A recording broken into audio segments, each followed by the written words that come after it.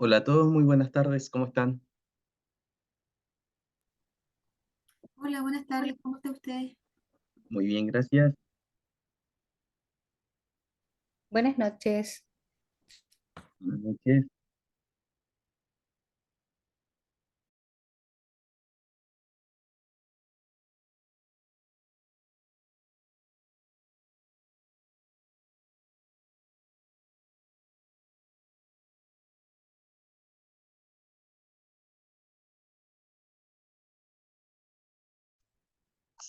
Cambié mi dispositivo para poder que ustedes me escuchen bien. Así que iniciamos nuestra clase porque ya estamos a la hora, ¿ya? Para ello, ¿cierto? Iniciamos con lo que sería el resumen respecto, ¿cierto?, a la clase anterior para que nos coloquemos básicamente en disposición a lo que vamos a revisar la clase de hoy día. Bien, la semana pasada estuvimos analizando, ¿cierto?, lo que eran los procesos afectivos. Pues nada, y para ello, ¿cierto?, estuvimos hablando un poquito sobre la definición de los procesos afectivos, que tiene relación precisamente con dos conceptos, que son las emociones y los sentimientos, y, ¿verdad?, a partir de ello comenzamos justamente a trabajar con el proceso definitorio de cada uno de ellos, ¿ya? Partimos con las emociones, que fíjense que las emociones nosotros las tradujimos, ¿cierto?, del latín, como moción, que significaba movimiento. ¿Alguien se acuerda por qué atribuíamos esta cualidad de movimiento a las emociones? ¿Por qué decíamos que las emociones eran puro movimiento? ¿Alguien se acuerda? Que van cambiando, ¿Cómo? porque van cambiando, ¿Perdón?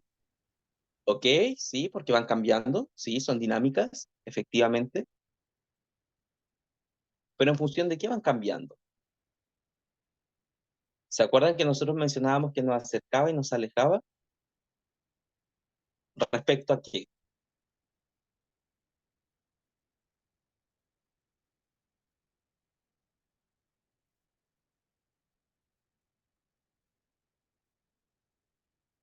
¿Se acuerdan o no?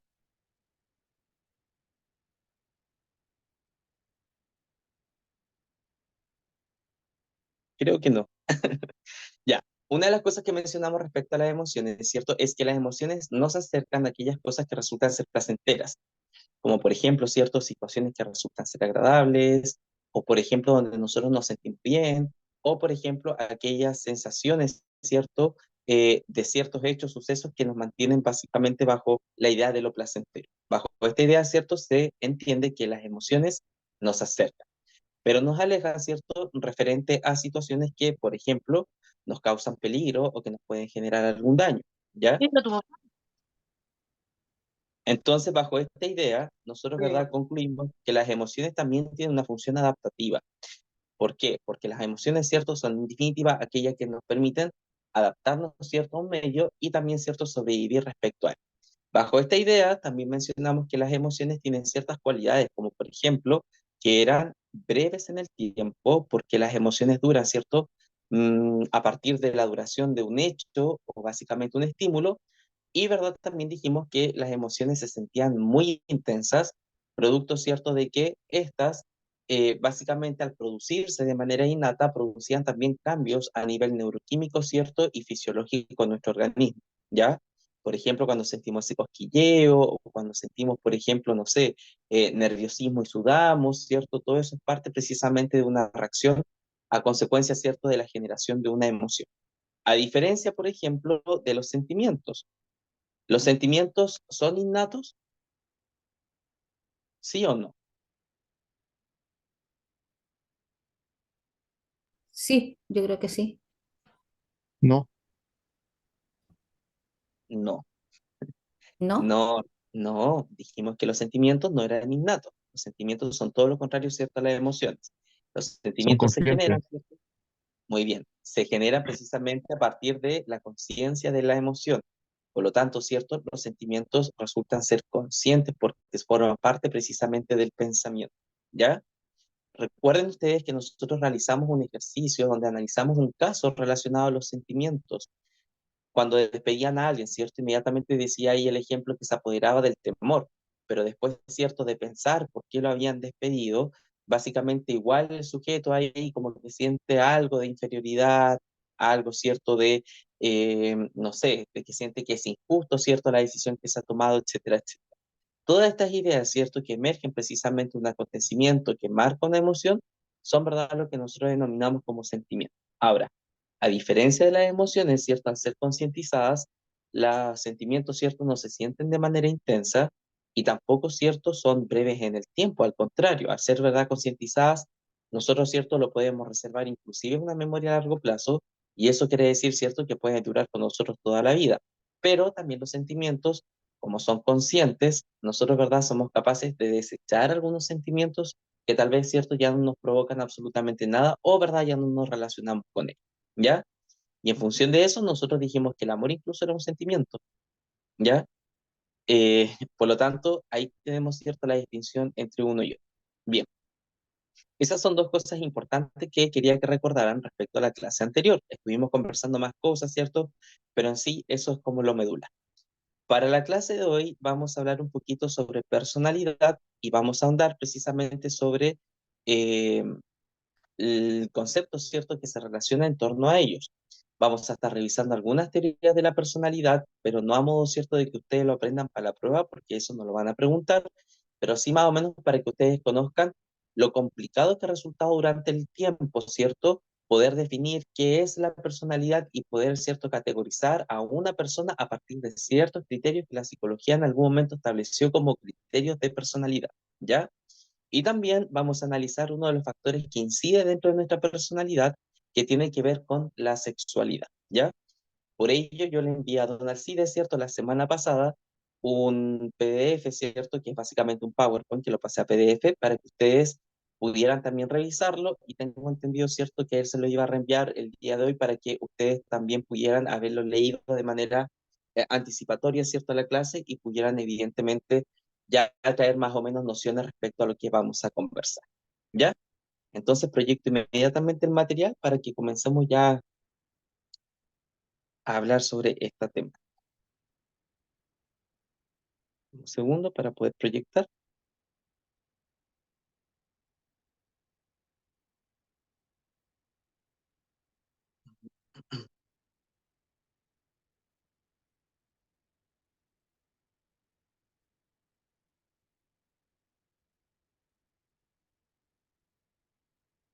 Bien, observan la imagen, ¿cierto? Sí, se ve bien. Ya, muy bien. Partamos entonces con la idea de, primero, personalidad, y para ello, ¿cierto?, vamos a definir el concepto de personalidad. Tomamos, ¿cierto?, como referencia la definición que nos entrega, ¿cierto?, la página de la Unión Europea, ¿cierto?, Psicología en Madrid, donde nos entrega básicamente una definición de este concepto. Y dice, la personalidad o estructura de personalidad es el conjunto de rasgos psicológicos que define todo el universo de sentimientos y cogniciones que configuran los comportamientos y la manera habitual en que el individuo se relaciona consigo mismo y con los demás, ¿ya? En definitiva, esta definición lo que nos dice es que uno de los factores, ¿cierto? O dos de los factores que inciden precisamente en el quiénes somos, es la forma en la que nosotros expresamos nuestra emocionalidad y también, ¿cierto?, la forma en la cual nosotros pensamos. Pero evidentemente la forma de pensar y la forma en la cual nosotros expresamos, ¿cierto?, nuestras emociones están sujetos a otros factores, como por ejemplo, factores, ¿cierto?, de tipo social, factores de tipo cultural, y por lo tanto, ¿cierto?, todo ello en su conjunto es lo que constituye, ¿cierto?, lo que nosotros somos como individuos. Comúnmente, ¿cierto?, la personalidad es aquello que nos hace ser únicos y distintos, pero a la vez, ¿cierto?, también la personalidad lleva consigo rasgos o características, ¿cierto?, que nosotros tenemos en común, debido, ¿cierto?, al lugar, a la comunidad, o los famosos hallways, ¿cierto?, que son básicamente las costumbres que nosotros, ¿cierto?, vamos adquiriendo de acuerdo, ¿cierto?, a la localidad en la cual nosotros nacemos, ¿ya? Si ustedes se fijan, en la imagen que está en la diapo que en este momento estoy proyectando, ustedes pueden ver una imagen de una máscara. Y detrás de esa máscara, ¿cierto?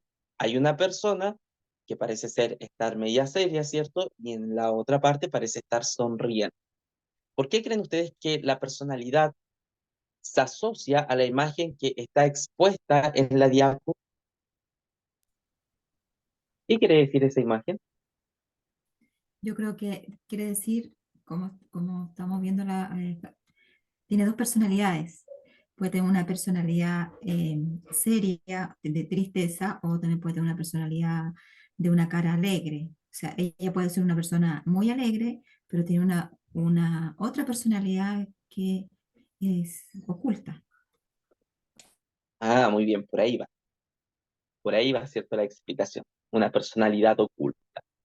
Les voy a hacer otra pregunta. En distintos contextos y distintas situaciones, ¿nos comportamos siempre de la misma manera? No, claramente no. No, ¿cierto? No. ¿Qué quiere decir entonces? ¿Cómo nuestra personalidad es única? Es cambiante, yo creo. Es cambiante, ¿cierto? La personalidad es algo cambiante, es algo dinámica, porque nuestra personalidad se adecua muchas veces al contexto y a la situación, ¿ya? Donde Por estemos, depende ejemplo, con quién, donde estemos la situación. exactamente, por ejemplo, nosotros en nuestra casa con nuestra familia nos podemos comportar de una manera, pero por ejemplo en nuestro trabajo nos podemos comportar de otra, ¿sí? Porque nos adecuamos, ¿cierto? Nuestro comportamiento, nuestros pensamientos, nuestra conducta precisamente a los requerimientos ciertos del contexto. Por ejemplo, podemos juguetear, ser desinhibidos, ¿cierto? En nuestro hogar, tener, por ejemplo, no sé, ser muy afectivos, muy comunicacionales, ¿cierto? Pero tal vez en nuestro trabajo somos más serios, tal vez no estamos, ¿cierto?, jugueteando, somos más introvertidos, ¿cierto? Y por lo tanto, nuestra personalidad parece ser que difiere, ¿cierto?, de un contexto a otro, ¿ya?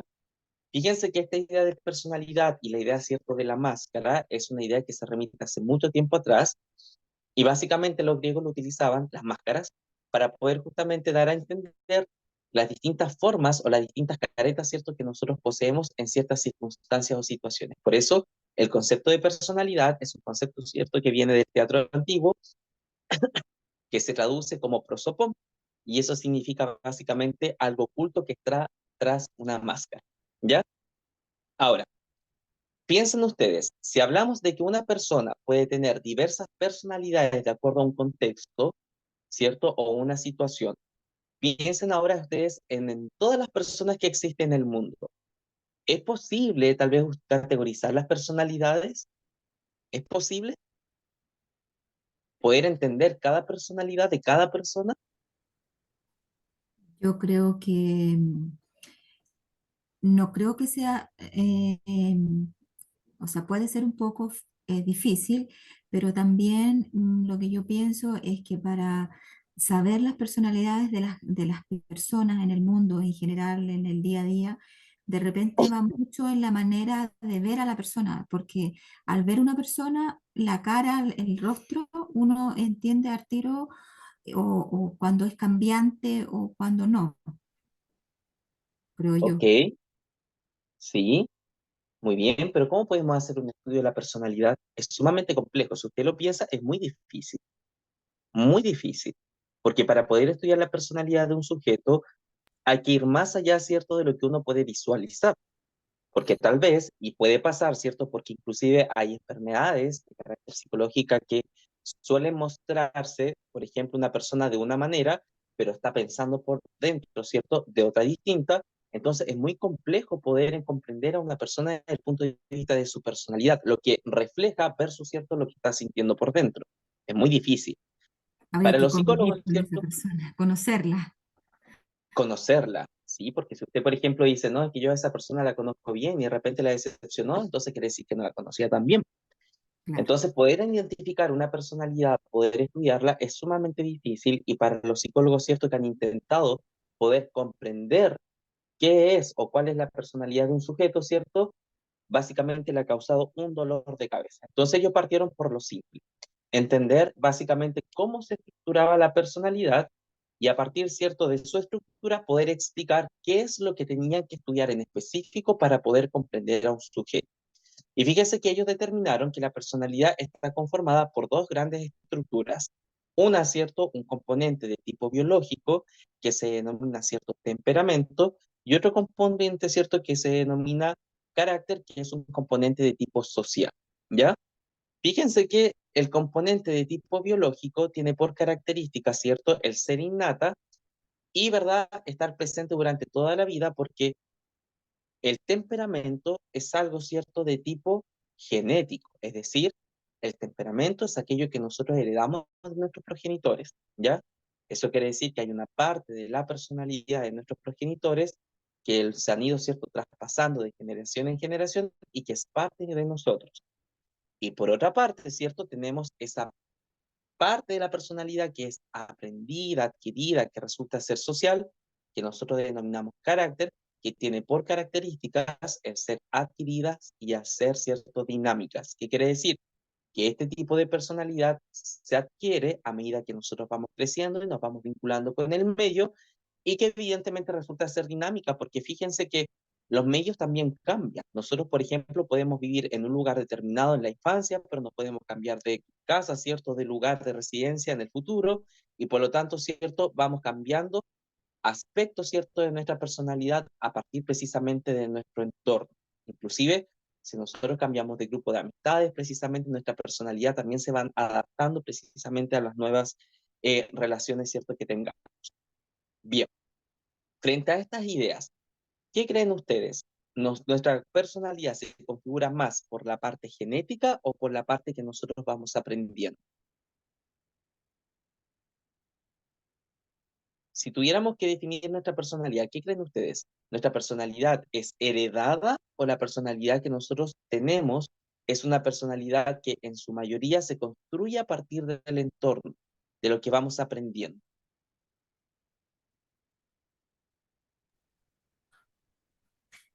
Pueden también escribir en el chat, estoy pendiente. Andrés, creo que tú estabas hablando,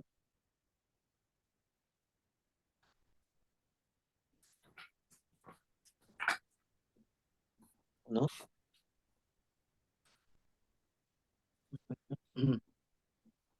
La Paulina. Paulina Valentina, No, no sé quién yo haya. sí, yo creo que es innata nuestra personalidad. Ya, Como usted está hablando, hay personalidades desde la perspectiva social, uno va adquiriendo costumbres y cosas que tiene alrededor, pero nuestra personalidad es innata. O sea, no sé, ya. yo soy súper súper alegre, y de chica he sido súper alegre. Entonces, lo traigo, pues. Siempre toda la gente que me conoce me dice desde chica. Ok, perfecto, Paulina. Fíjate que Joan nos dice cierto en el chat y él cree cierto que depende mucho de la edad y las vivencias. Bien, si nosotros, por ejemplo, tuviéramos que dar la respuesta a la interrogante, fíjense que nuestra personalidad, desde el punto de vista porcentual, el 99,9% es de tipo social. Es decir, nuestra personalidad es algo adquirido mediante nuestro entorno. ¿Sí? Muy bien, Frecia, es adquirida. Y si lo tuviéramos que llevar al otro lado, ¿qué pasa con la parte genética? La parte genética representa lo ínfimo. Yo creo que ni siquiera se manifiesta, que hay cierto lo genético. Ahora, Paulina, para poder explicar tal vez lo que ocurre, tal vez tú eras alegre porque tu forma de crianza, ¿cierto?, permitía tal vez que tú expresaras tu libertad con total, o sea, tu felicidad con total libertad, ¿ya? Entonces, claro, cuando uno habla, por ejemplo, de su personalidad, la personalidad en sí es algo que se construye y como bien dice Joan, ¿cierto? Es algo que tiene que ver precisamente con la etapa de tu vida y también, ¿cierto? Con las vivencias que tú tienes. Y la vivencia tiene que ver con las experiencias que tú tengas de modo personal, con quién, ¿cierto? Te está cuidando, ¿cierto? Con quién te cría, los valores que te transmiten, etcétera, etcétera. ¿Ya?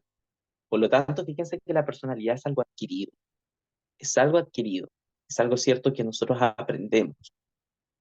Por lo tanto, nuestra personalidad es casi puro carácter, más que temperamento, ¿ya? Fíjense que es muy difícil deducir cuál es el temperamento de alguien, porque para poder determinar cuál es el temperamento de alguien tendríamos que hacer un estudio genético para poder determinar, ¿cierto?, qué es el gen específico de la personalidad que trae precisamente un sujeto.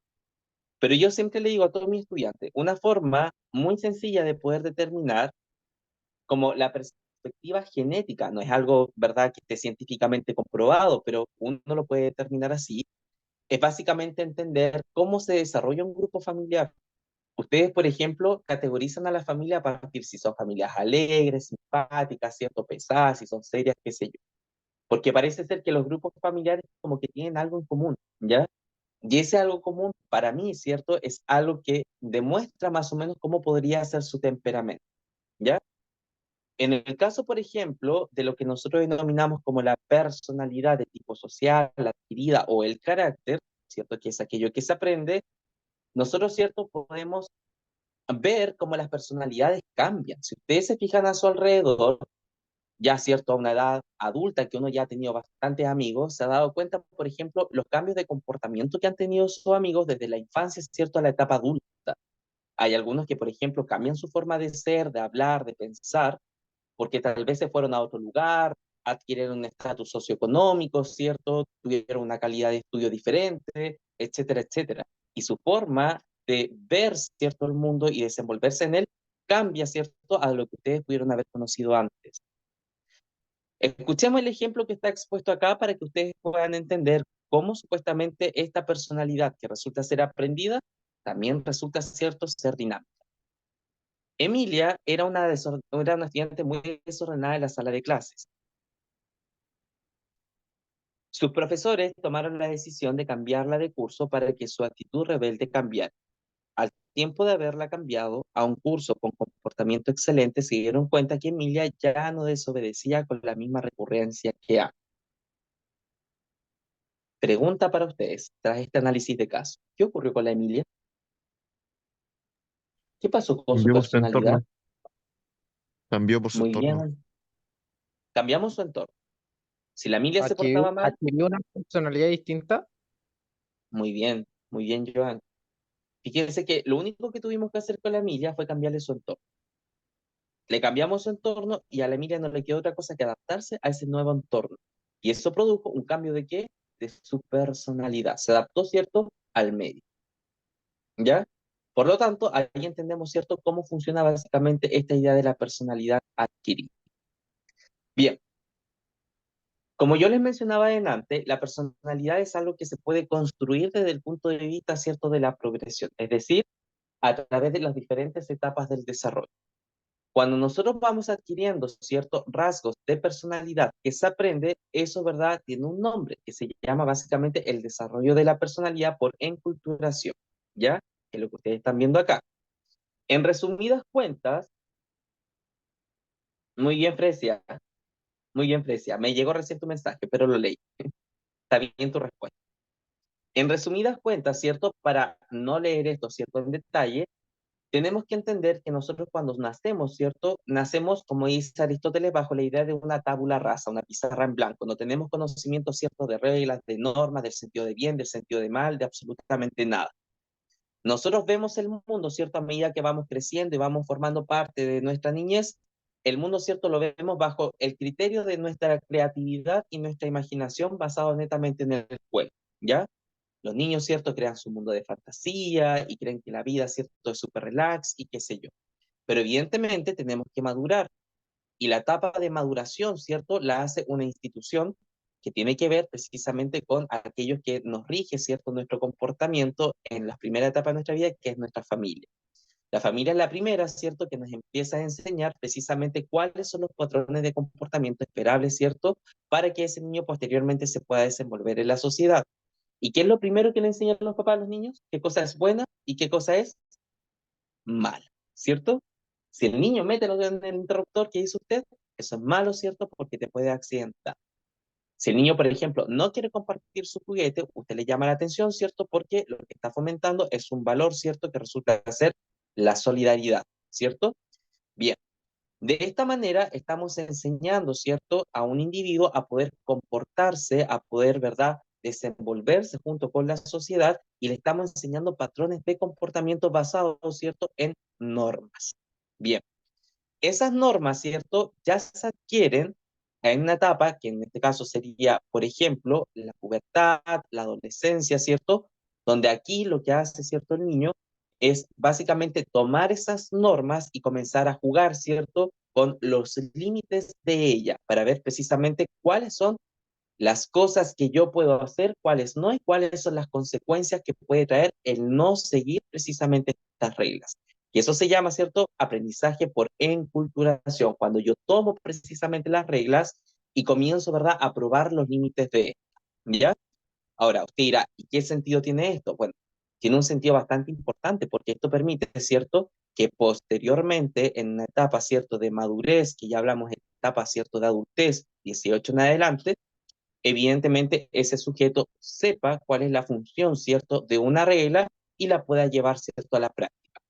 Comúnmente, ¿cierto?, la psicología dice, cuando nosotros vemos personas que son capaces de entender que existen otros y los valores, ¿cierto?, sociales se ponen en práctica y el sentido de justicia, ¿cierto?, también comienza a emerger en un sujeto, entonces hablamos, ¿cierto?, que la norma ha sido aprendida y por tanto, ¿cierto?, un sujeto ya está preparado para poder adaptarse, ¿cierto?, a su medio de tipo social, ¿ya?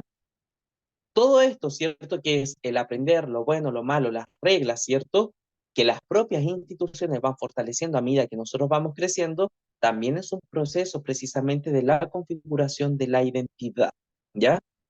Nosotros, por ejemplo, podemos acercarnos a los grupos que nos gustan, qué sé yo, pero si estamos haciendo cosas malas, evidentemente una institución social nos va a estar diciendo que nuestro comportamiento, ¿cierto?, está escapando de lo que se considera como lo correcto, ¿ya? Y esa institución social puede ser la familia en primera instancia, una escuela, ¿cierto?, hasta el mismo Estado mediante su reglamento, etcétera, etcétera. Todos estos factores, ¿cierto?, van configurando la personalidad de un sujeto. Ahora, pensemos, ¿podríamos decir entonces que las personalidades son todas iguales? ¿Todos entendemos la regla, el sentido de bien, mal, los valores de la misma manera? Yo diría que A todos no. nos... Depende del ejemplo que te dieron cuando chico. Muy bien, ¿cierto? Fíjense que los valores tienen un carácter de universalidad, pero todos los practicamos de manera distinta. Es más, dentro, ¿cierto?, del estudio axiológico que tiene que ver con el estudio del valor, se entiende, ¿cierto?, que los valores básicamente no son los mismos en todas las personas porque todos anteponemos valores distintos a ciertas situaciones, ¿ya? Por ejemplo, si a ti te fueron infiel, ¿qué es lo que vas a sentir? Decepción. Tal vez a otro le dé exactamente lo mismo, tal vez alguien se sienta traicionado, tal vez alguien, ¿cierto?, le dé una oportunidad porque cree, ¿cierto?, en el cambio, ¿ya? Todos van a pensar cosas distintas y van a anteponer valores distintos de un sujeto, ¿cierto? O sea, de una situación concreta, todos vamos a tener distintas perspectivas. Y eso tiene que ver justamente en la crianza, ¿ya? Por lo tanto, bajo esta idea de que tanto los valores como, ¿cierto?, los medios resultan ser distintos, nosotros, ¿cierto?, concluimos que en cierta medida las personalidades no son iguales. Todas las personalidades de los sujetos, ¿cierto?, difieren uno de otro. Para poder entender la personalidad de un sujeto en específico, hay que hacer un estudio acabado, precisamente no del sujeto, sino que del entorno, ¿cierto?, que rodeó a este sujeto desde su momento de concepción, ¿cierto?, hasta el momento en que se intenta comprender, ¿verdad?, la personalidad de un individuo. No sé si ustedes han tenido la posibilidad de ir a un psicólogo. ¿Hay alguien que sí? Yo sí, psicólogo y psiquiatras. Muy bien, Johans, muy bien. Te digo muy bien porque a veces es necesario. Las personas dicen que no, cierto que no, pero no, a veces es necesario. Sí, depende o sea, a veces cuando eres chico te obligan y a veces ya, ejemplo, yo ya cuando ya estoy, ahora que estoy grande, ya he ido por voluntad propia por el hecho de reparar heridas pasadas, o sea, malos ejemplos que yo tuve cuando pequeño. Muy bien, Johan. Y fíjate que yo creo que en algún momento, ¿cierto?, de nuestras vidas, la mayoría, ¿cierto?, va a poder acceder a la salud mental porque no es necesario, ¿cierto?, que tú tengas una patología para poder ir. A veces, por ejemplo, necesitamos ir porque estamos cansados, estresados, ¿cierto?, y requeremos una terapia mental para poder liberarnos del estrés, que a veces, ¿cierto?, se nos escapa muchas veces de las manos. Y fíjate, Joan, no sé si a ti, ¿verdad? Te lo comento a modo de experiencia personal, no quiero, ¿cierto?, que me comentes lo que tú hablas con tu terapeuta, pero cuando uno, ¿cierto?, va a un psicólogo, ¿qué es lo que hace tu psicólogo? Te ahonda, ¿cierto?, en tu historia de vida. Y comúnmente, ¿cierto?, intenta comprenderte a partir, por ejemplo, de las experiencias que tú tuviste. Y te pregunta, por ejemplo, quién es tu círculo de amistad, si tienes una pareja, cómo la conociste, ¿cierto?, cómo te sentías con tal persona. O, por ejemplo, no sé, cómo viviste tu infancia, quién eran tus amigos, ¿cierto?, qué haces de manera habitual. Es decir, lo que intenta comprender un psicólogo para entender la forma de actuar y de pensar de un sujeto es el entorno, ¿ya? Básicamente, el psicólogo, ¿cierto? El especialista no estudia al sujeto, sino que estudia el entorno para poder comprender, ¿cierto? Por qué una persona actúa o piensa de una determinada manera. Y al igual, ¿cierto? Que el ejemplo anterior, basta que uno cambie de su entorno para que a veces las cosas, ¿cierto? Puedan mejorar. ¿Ya? Bueno, Bien. sí, como ejemplo claro es cuando uno inicia, no se siente muy cómodo, la gran mayoría les pasa, y conforme uno va pasando en horas y terapias, uno se va soltando más, o sea, ahí la personalidad va cambiando mucho. Sí. Bueno, O sea, si eres una yo, persona... Sí, yo te escucho. yo normalmente, o sea, soy como muy reservado en lo que es vida personal, o sea, cuento ciertas cosas y ya conforme me siento más cómodo, ya no sé, hago chistes, empiezo a hacer ciertos comentarios que pueden llegar a ciertas personas molestas, dependiendo de cada persona, ¿no? O sea, como dijiste, la personalidad adquirida es dependiendo de la persona. Hay personas que, ejemplo, son, no sé, un ejemplo muy claro que me ha pasado ahora en estos últimos días, hay personas que son de color, que no les gustan los chistes racistas, y hay personas que son de color, que hacen chistes racistas y no les molesta. Claro, Y eso se va aprendiendo conforme van pasando los años. claro, Joan. Sí, tienes razón. La verdad es que tú has dado en el clavo. Bueno, si has seguido todo, ¿cierto?, lo que te han comentado y has tomado, ¿cierto?, las sugerencias de los especialistas, evidentemente vas a notar que tu personalidad va cambiando poco a poco. Ahora, hay que entender que los cambios, ¿cierto?, de nuestra mente no ocurren de la noche a la mañana, es un proceso que requiere tiempo. Ya todos quisiéramos sanar rápido o poder solucionar las cosas rápidas, pero cuando nosotros hablamos, ¿cierto?, de un hábito y una costumbre y poder cambiar un comportamiento, ¿cierto?, una forma de pensar, erradicarlo, ¿cierto?, o poder sacar las trancas que hemos tenido, que no nos dejan, ¿cierto?, tranquilos vivir o desenvolvernos de una manera correcta, evidentemente eso requiere tiempo y paciencia, ¿ya? Así que me alegro, ¿cierto?, que tú hayas notado los cambios, porque en realidad de eso se trata cuando uno habla de la personalidad, ¿ya? Yo igual, te confieso, ¿cierto?, que en el momento en que uno visita al especialista, el especialista te sugiere hacer cosas, ¿ya? Que tienen que ver con cambios en tu rutina, en tu vida diaria, con la gente que tú te reúnes y, por ejemplo, no sé, tienes que hacer cosas y tú sigues esas sugerencias, vas notando con el tiempo, ¿cierto?, que vas adoptando nuevas eh, formas o rutinas, que eso, ¿cierto?, te va haciendo bien, ¿ya? Así que eso está súper bien, ¿ya? Y responde precisamente a la pregunta que dice, ¿todas las personalidades son iguales? No, todas las personalidades no son iguales, porque en definitiva, todos, ¿cierto? Tenemos experiencias, vivencias, ¿cierto? Historias, eh, formación, ciertos valores que resultan ser tan distintos que la verdad no podríamos definir a una persona como el horóscopo, ¿cierto? Que el horóscopo categoriza a las personas por 12 signos zodiacales y nos dice, ¿cierto? Que todos los que nacimos en un mes más o menos vamos a tener tal suerte, si nos comportamos de tal manera, ¿cierto? Vamos a tener tales consecuencias. No, eso es imposible, ¿cierto? Eso no se puede dar. Es anti-cierto científico, porque en realidad todas las personas somos distintas. Ahora, fíjense que también dentro de nuestra personalidad hay algo que se llama patrón de conducta o patrón de comportamiento, ¿ya? Que fíjense que un patrón de conducta o un patrón de comportamiento son básicamente conductas que nosotros realizamos de manera reiterativa, que también nos permite que otras personas nos definan a partir de lo que nosotros hacemos. ¿Alguien conoce la historia de Pedrito y el lobo? Yo sí. Joan, ¿nos puedes comentar más o menos de qué trata, por favor? Bueno, resumido bien fácil, es Pedrito, él cuidaba las ovejas y observaba de que no llegara el lobo. Y un momento, o sea, pongámosle en ejemplo, es con una campana o póngale cualquier otra cosa para él avisar de que llegaba el lobo. ¿Qué es lo que pasa? De que él hizo una broma una vez, todos se la creyeron, hizo una broma otra vez, todos se la creyeron, y ya la tercera vez, cuando fue verdad, nadie le creyó. Muy bien. ¿Por qué nadie le creyó? Sería lo más porque creían que era una broma, o sea, ya pensaban que era otra broma, ya que su personalidad sería en este caso bromista. Ya no le creían por eso mismo. O sea, No es le otra creyeron. broma, otra vez la está jugando la broma de nuevo. Muy bien. La gente, ¿cierto?, lo tachó de mentiroso. Las cosas como son, mentiroso, ¿cierto? Bromista, suena más bonito, pero mentiroso. Entonces, como era mentiroso, ¿cierto? Porque bromeaba con que venía el lobo, en definitiva, el patrón, ¿cierto?, de conducta que definía precisamente a Pedrito era ser mentiroso. Y cuando Pedrito realmente requería la ayuda, cuando Pedrito estaba diciendo la verdad, nadie le creyó, ¿sí? Por lo tanto, los patrones de conducta, ¿cierto? Que son estas formas innatas que tenemos de comportarnos que no nos damos cuenta, son básicamente formas en que también nosotros podemos hacer proyecciones del comportamiento de las personas, ¿sí? Les voy a poner otro ejemplo. Todos tenemos amigos, la mayoría las tenemos, ¿cierto? La mayoría salimos con nuestros amigos.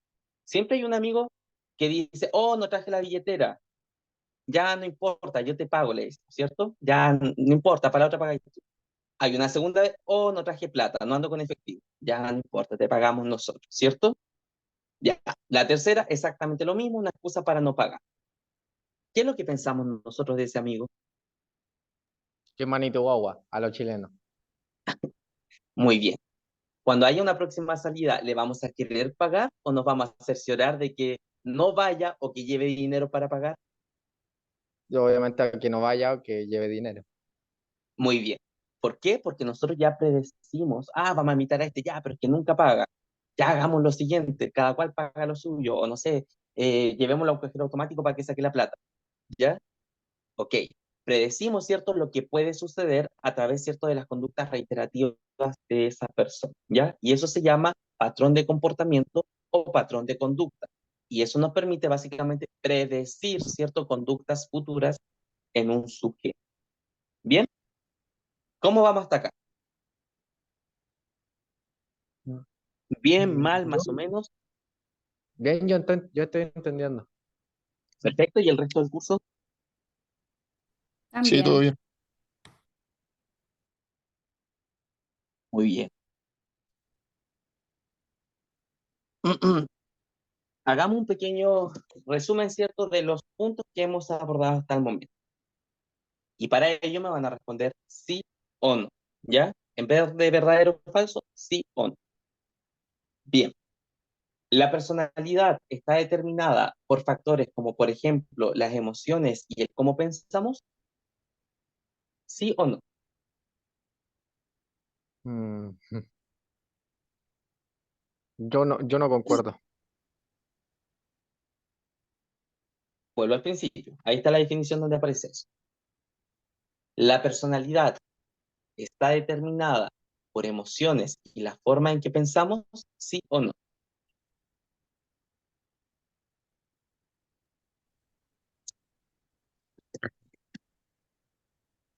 Su compañero dice que no concuerda.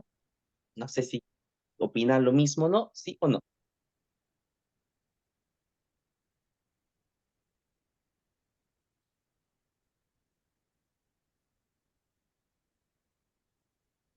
Yo pienso que sí. Tiempo.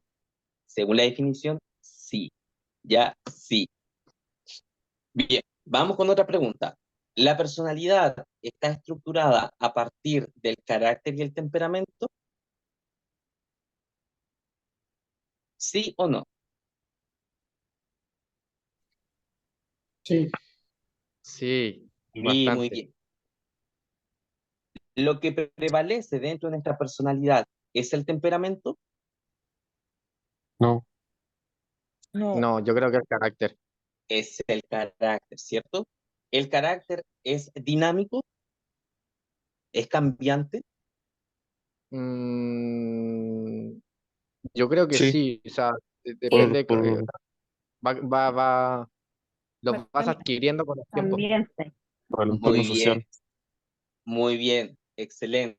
Sí es dinámico porque va cambiando, ¿cierto? Dependiendo de nuestro entorno. Perfecto. ¿Las personalidades son todas iguales? No, No, No, Muy no, bien. ¿Un patrón de comportamiento nos permite hacer proyecciones de comportamientos futuros? sí, sí, sí, sí. Sí, muy bien, muy bien. ¿Podríamos decir que las normas y las reglas también son parte de la configuración de nuestra personalidad? sí, sí, Sí, sí. Sí, es cierto, y ese era el proceso que nosotros llamamos proceso de enculturación. Muy bien. Analicemos algunas teorías rápidamente respecto a la personalidad. ¿Les parece? Rapidito, simplemente para que ustedes vean las cosas locas, ¿cierto?, que llegaron a pensar los psicólogos para poder justamente determinar cómo eran las personalidades de los individuos. Partimos con algunas teorías de la personalidad, desde la más antigua, ¿cierto?, hasta más o menos la que se resume en la actualidad como una de las, entre comillas, que explicaría mejor, ¿cierto?, cómo se desarrolla la personalidad de un individuo. Partimos con Hipócrates. ¿Alguien ubica a este personaje? sí, ¿Hipócrates les suena algo? ¿Les suena a la medicina? ¿A un sí, juramento hipocrático? por el juramento de Hipócrates, sí, Y muy bien, ¿cierto? Que hacen mayoritariamente el personal de salud, ¿ya? Hipócrates precisamente fue un médico de la antigua Grecia, ¿ya? E Hipócrates fue uno de los primeros que determinó el cómo categorizar las personalidades. Para ello, ¿cierto? Él dijo, la personalidad depende básicamente de la cantidad de líquidos que posea un sujeto. Si prevalece, por ejemplo, los líquidos sanguíneos, ¿cierto? Quiere decir que va a tener un tipo de personalidad. O, por ejemplo, si la bilis, ¿cierto?, tiene mayor concentración, quiere decir que este sujeto tiene otra personalidad, o por ejemplo, si las mucosidades, ¿cierto?, prevalecen por sobre lo otro, quiere decir que tiene una determinada personalidad. Pues desde ahí, ¿cierto?, sacó básicamente 4 criterios para determinar la personalidad, que uno, ¿cierto?, corresponde a la personalidad sanguínea, a la personalidad melancólica, a la flemática y la colérica, ¿ya? Bien, no voy a leer en específico en qué consiste cada una de ellas porque simplemente quiero que ustedes vayan viendo cómo se empezó a teorizar todo esto de la personalidad. O sea, no es un tema de ahora, es un tema, ¿cierto?, que estamos hablando de antes de Cristo, ¿cierto? Que básicamente les preocupaba a las personas poder entender cómo era el comportamiento de un sujeto a partir de ciertos criterios, ¿ya? Por otra parte, avanzamos en la historia y aparece cierto Sheldon, que Sheldon nos menciona que la personalidad tiene que ver básicamente con la estructura, cierto, corporal de un sujeto. Es decir, que es una persona, cierto, es delgada, va a tener ciertas condiciones de su personalidad, si es gordita, cierto, va a tener otra personalidad, o si, por ejemplo, es musculada, cierto, o marcada, va a tener otra personalidad en específico. Por ejemplo, las personas que son endomorfas, ¿cierto? O que son de gran peso, comúnmente, ¿cierto? Son personas amables, del bienestar y relajadas, buena onda, ¿ya? Los ectomorfos, que son, ¿cierto?, delgados, comúnmente, ¿cierto?, se entiende como personalidades retraídas, autosuficientes e introvertidas. Y en el caso, ¿cierto?, de los mesomorfos, que son esas personas musculadas o que aparentan ser fuertes, ¿cierto?, corporalmente, tienen características, ¿cierto?, de su personalidad que resultan ser agresivos, amantes de los riesgos, ¿cierto?, y aventureros. De ahí, por ejemplo, viene la famosa frase, el gordito simpático o el flaco, ¿cierto?, pesado, ¿ya? Porque básicamente viene de la teoría, ¿cierto?, de los somatipos, ¿cierto?, de Shell. ¿Han escuchado de Freud? ¿De psicoanálisis. Sigmund Freud? ¿Andrés? Él hizo la teoría de psicoanálisis. Muy bien, Andrés, ¿cierto? Psicoanalista. Fíjate que Freud indagó, ¿cierto?, sobre la conciencia a través de encontrar una cura contra la histeria y se percató precisamente de que no solamente existía el consciente, sino que existían otros dos estadios, que era el subconsciente y, ¿verdad?, la inconsciencia. Determinando, ¿cierto?, que la inconsciencia era básicamente una parte de nuestra mente que quedaba reservada a todas las cosas negativas que nosotros vivíamos y que si los llevábamos, ¿cierto?, al consciente, básicamente no íbamos a poder vivir, ¿ya? Desde ese punto de vista le puso nombres. Al consciente le puso yo, al preconsciente le puse super yo y al inconsciente le puso ella.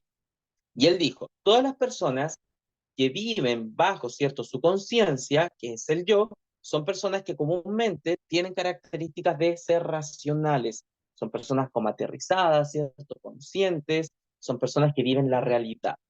Las personas que, por ejemplo, tienen un alto grado de moralidad, que le importa precisamente los valores, el sentido, por ejemplo, de la empatía, el reflexionar en torno a su conducta, son personas que viven bajo la preconciencia y, por lo tanto, el super yo, ¿cierto?, es aquello que básicamente los rige a ellos.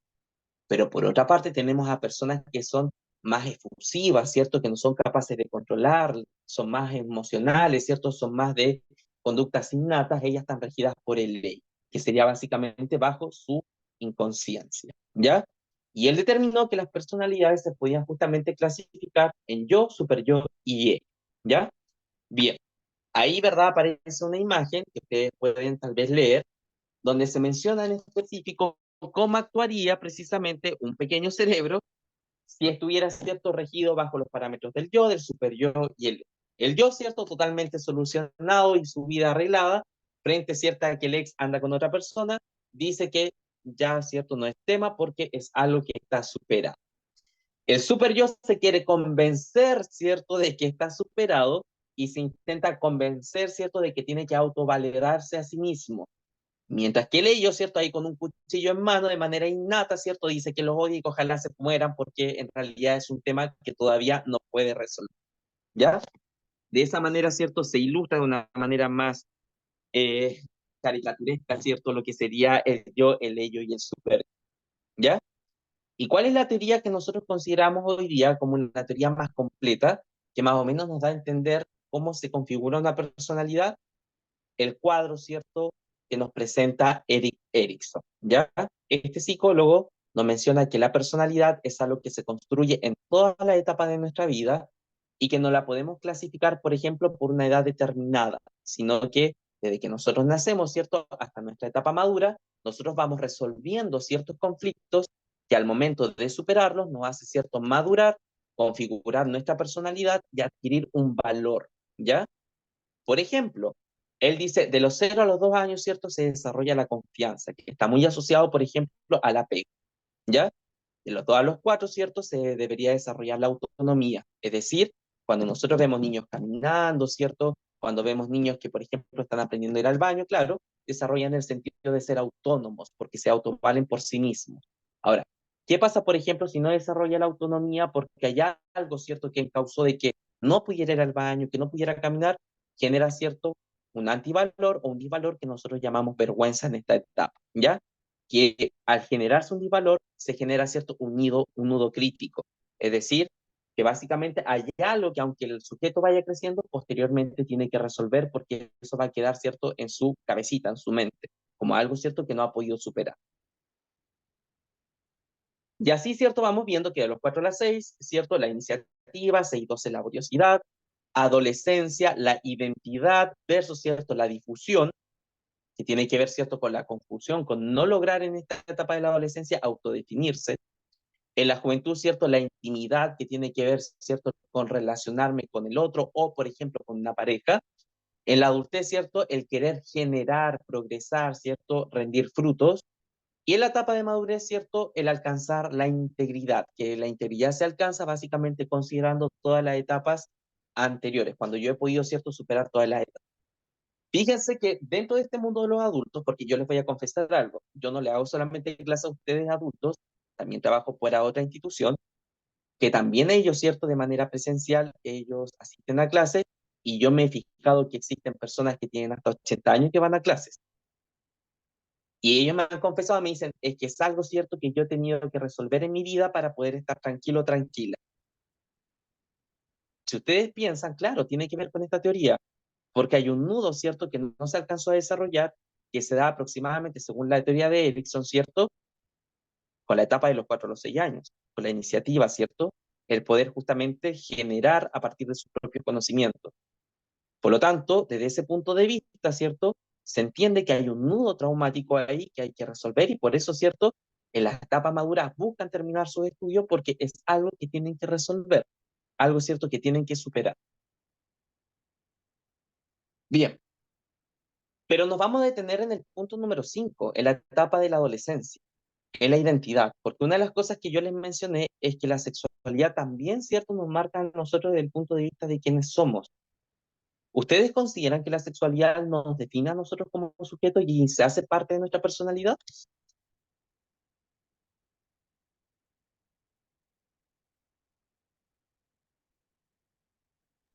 Yo creo que sí.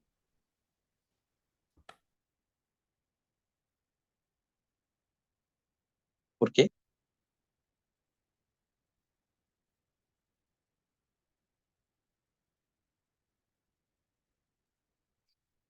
Porque nos ¿Por ayuda qué a cree que sí? determinar quiénes somos, ¿Por qué? porque nos ayuda a sentir quiénes somos, a definir quiénes ¿Cómo? somos. ¿Cómo?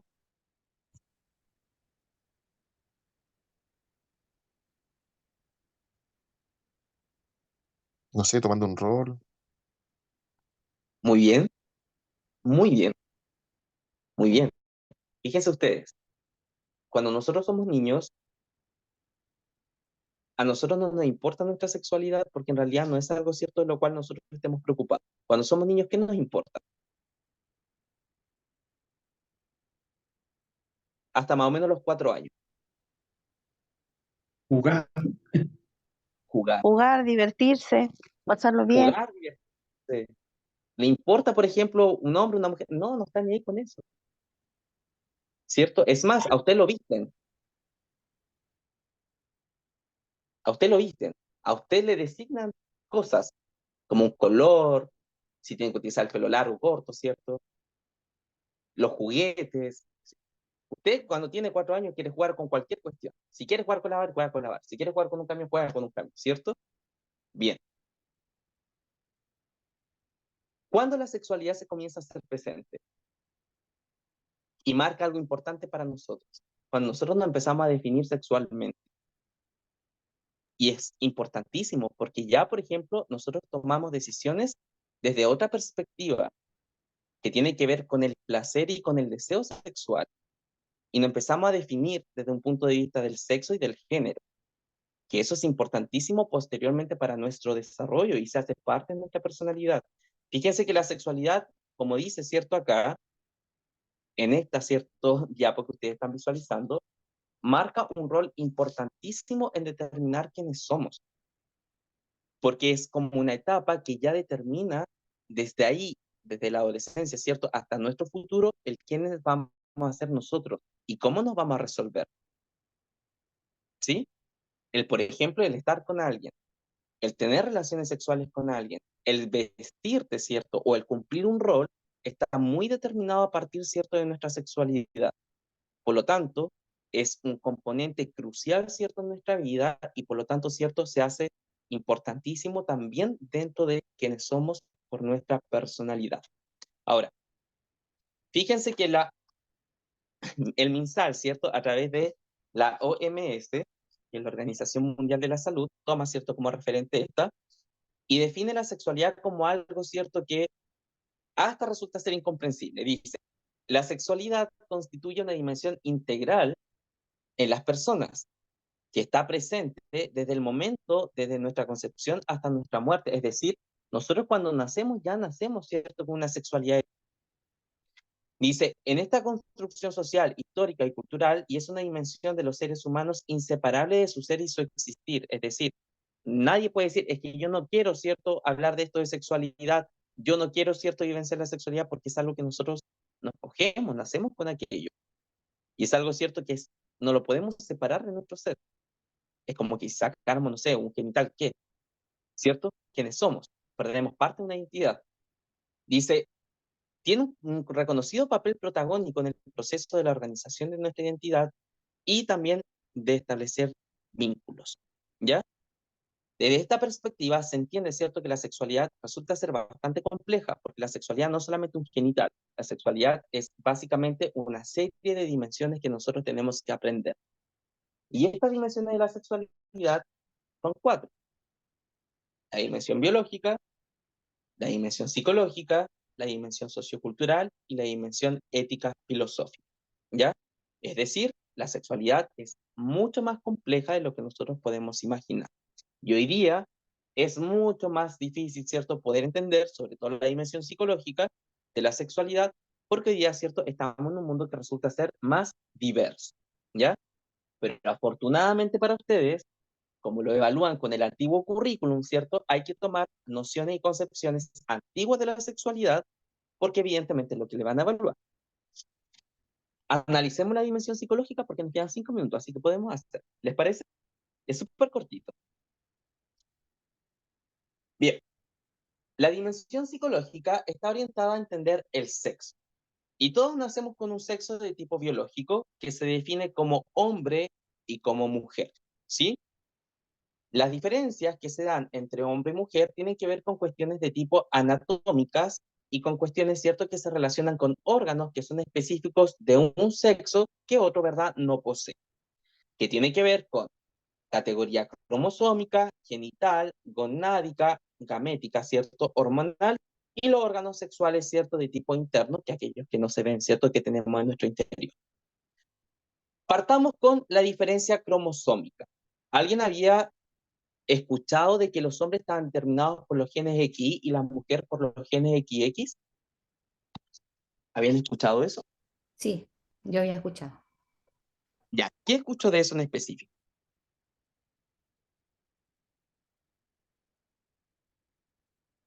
Que tienen diferentes, ¿cómo se llama? ¿Cómo se le podría decir ese X y XY? Son diferentes los cromosomas, ¿se dice eso? Sí, sí. Ujú, eso, yo lo había escuchado siempre eso, que éramos diferentes, la mujer al hombre. Yo Muy bien. escuché que el sexo de un bebé depende del hombre, Muy bien. porque se refiere el X. Que el hombre determina el sexo. Muy bien. ¿Será?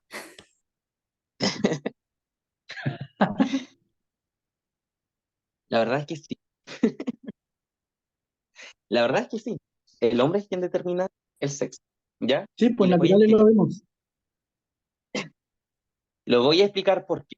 Fíjense que todos, ¿cierto?, los seres humanos compartimos la misma cantidad de cromosomas, que son un total de 46, ¿ya? Para que un ser humano, ¿cierto?, se pueda desarrollar como tal, requiere 46 cromosomas. 23 cromosomas lo entrega el padre y 23 cromosomas lo entrega la madre, ¿cierto? 23 sumados son 46. De esos 23 que entrega el padre, 22 están determinadas, o se denominan, ¿cierto?, cromosomas somáticos, que son aquellos que determinan, por ejemplo, cómo va a ser nuestro cuerpo, ¿cierto?, los pelos que vamos a tener, la cantidad de dientes, color de ojos, etcétera, etcétera. 22, ¿cierto?, son del mismo tipo que entrega la madre para determinar exactamente lo mismo. Y un cromosoma que entrega la madre y un cromosoma que entrega el padre son denominados cromosomas sexuales, ¿ya?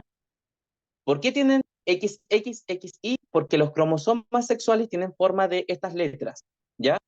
En el óvulo de la mujer encontramos cromosomas solo con la forma de X. Y en los espermatozoides del hombre podemos encontrar cromosomas con forma de X y cromosomas con forma de Y. Cuando tienen relaciones sexuales, ¿cierto? El coito, tienen sexo, por decirlo, ¿cierto?, de una manera más simple, y ocurre, ¿cierto?, eh, em, por decirlo así, cuando el óvulo, ¿cierto?, es fertilizado por el espermatozoide, Fundación. se juntan, ¿cierto?, los cromosomas, y si se junta un cromosoma XX, quiere decir, ¿cierto?, que van a ser una mujer, ¿cierto? Se va a desarrollar una mujer. Si se junta un óvulo que tiene ese cromosoma X más un espermatozoide que tiene un cromosoma Y, quiere decir, ¿cierto?, que se va a desarrollar un hombre. Por lo tanto, desde nuestra concepción, desde que se fecunda, ¿cierto?, ese óvulo, nuestro sexo está determinado. cromosómicamente nosotros ya estamos determinados desde la concepción misma, ¿cierto? En que se juntan nuestro padre y nuestra madre ahí en un acto de amor, ¿ya?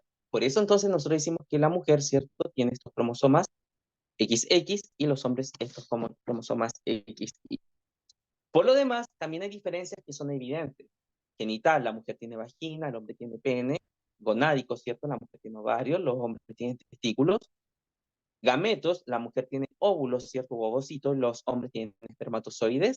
Hormonales, que son aquellos que posteriormente configuran, ¿cierto? Nuestra contextura corporal, que en el caso, ¿cierto? De los hombres se secreta con mayor cantidad de testosterona, no por eso no tiene estrógenos, también los tiene, pero evidentemente la testosterona es aquello, ¿cierto? Que se produce en mayor cantidad, en el caso de la mujer los estrógenos. Y, ¿verdad? Órganos sexuales internos, por ejemplo, próstata en el varón, que en la mujer, ¿cierto? No encontramos, o por ejemplo, el útero en la mujer, que en el hombre no encontramos, ¿ya? Estas diferencias anatómicas y de órganos son aquello que nosotros consideramos como parte de un sexo, lo que define a un hombre y a una mujer, que es parte de la dimensión biológica. Y evidentemente, cuando nosotros hablamos de la otra dimensión, que es psicológica, ya no hablamos de sexo, sino que hablamos de otra cosa, que resulta ser género. Y cómo nos identificamos, ¿cierto?, con un género específico. Pero por el tiempo, ¿cierto?, que apremia, y para poder explicar mejor eso, lo vamos a ver la próxima clase. Estimados estudiantes, se nos pasó el tiempo.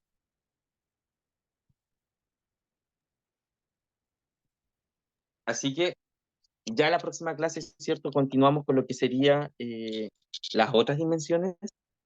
Les voy a enviar un documento que tiene que ver precisamente con una lectura sobre el amor, para que podamos también resolver, ¿cierto?, respecto a la dimensión ética filosófica asociado precisamente a esta idea, ¿cierto?, del amor.